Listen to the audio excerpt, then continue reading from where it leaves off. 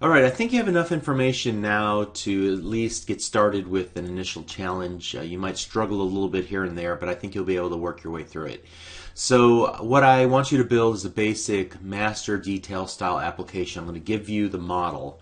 In other words, I'm going to create a class that will provide comic book information, and using that I want you to display that comic book information in a master detail style application. So master detail is a common pattern where you have a list of items. That's the master. You click on one of the items and then you're able to see the detail about it. So here we have 3 different comic books. Each comic book title is a hyperlink that will take you to the details for that given edition of the comic book. So in this case, notice that I'm printing out the name of the comic book, Action Comics.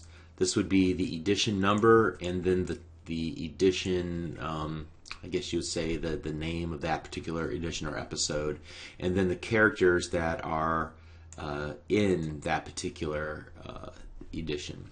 So Batman Superman is another title for a comic book, edition number 13. The title of it is Crossways, and it stars both Superman and Batman, and then obviously here. But I'm going to give you that information. What I want you to do is then to build a MVC application around it, so that when you click on one of these items, then you're taken to the URL /home/detail/1 or /2, whatever the ID for that comic book is, in this case /3 for the Arkham number 17. So here we're formatting the information a little bit differently.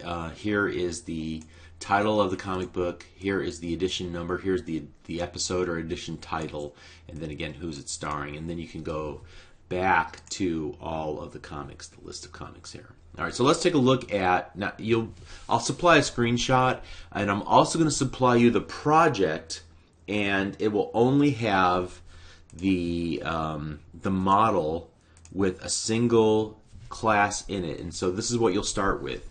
I have a class called a comic book manager, and you call its get comic books method to return back a list of comic book.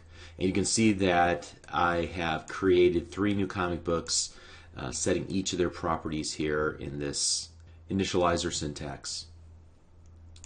But let's look at the structure of the comic book itself. The comic book has an ID and a title. So this is like the titles that we saw a moment ago. They would be Action Comics and Batman, Superman, and Arkham. And then the episode number and the episode title. Okay. And so the title was Not So Superman in this particular case. Okay, if you recall the layout. And then finally, it'll also have a list of characters. A list of character objects called characters. And so this will give us just the character ID and a character name. And we only have 2 characters in this example. If you take a look, we have Batman and Superman. And notice that in the case of the second comic book that I created 2 objects, initialized 2 objects, a Superman and a Batman. Now that brings up a good little gotcha that I wanted to point out here. You should be able to do this without having to do a loop. So think of some link syntax that you might be able to use to, or some string concatenation method that you would be able to concatenate these items together without having to do a for loop to go through each item, each comic book character. Okay, so see if you can figure this one out. Notice the size of things. This is probably what, an H1 or an H2. This is a little bit smaller, so an H2 or an H3, and this is probably an H3, H4. So play around with that. Notice that this is bold. Notice that the list, that there is a comma separating these 2 items, but there's not a comma after the Batman, nor is there a comma after the Superman in these little starring sections. Okay.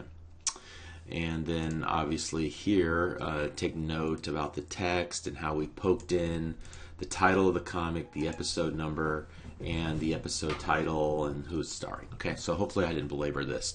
But you'll have everything you need to get started, and if you get stuck, please make sure you watch just enough of the solution video to get unstuck. You should be able to do just about everything here, but there might be 1 or 2 little gotchas, and that's okay. It'll help focus you on what comes next in this series of lessons. All right, so good luck. We'll see you on the other side.